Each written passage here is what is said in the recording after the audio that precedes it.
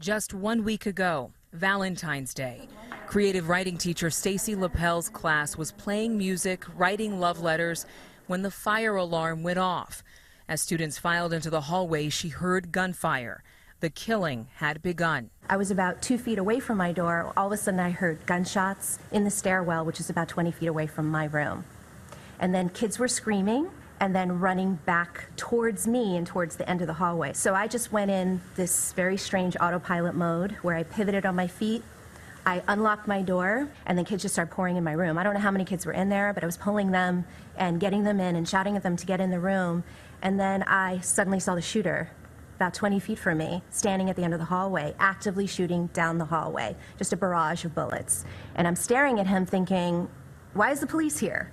This is strange, because he's in full metal garb, helmet, face mask, bulletproof armor, shooting this rifle that I've never seen before. I don't know when I decided it was the right time to close the door. I grabbed the handle with both hands, and that's when I got nicked or grazed or whatever you call it.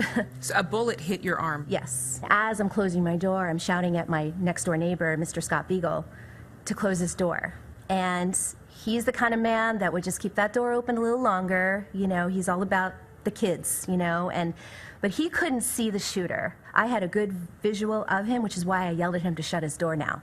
35-year-old teacher Scott Beagle among the 17 murdered on Marjory Stoneman Douglas's campus. I heard him shoot a barrage of bullets into Mr. Beagle's room.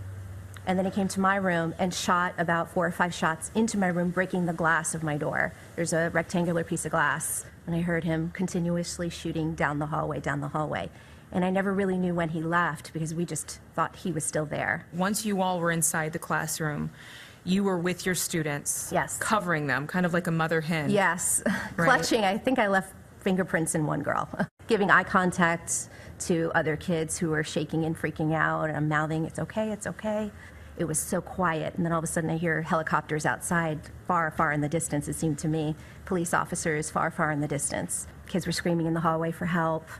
We're trained not to let anybody in the room, and I would say a good 45 minutes went by, maybe an hour, and when we heard the SWAT team come on the floor, but I still didn't trust that it was them, because they were banging on the doors. Police let us in. No one got up.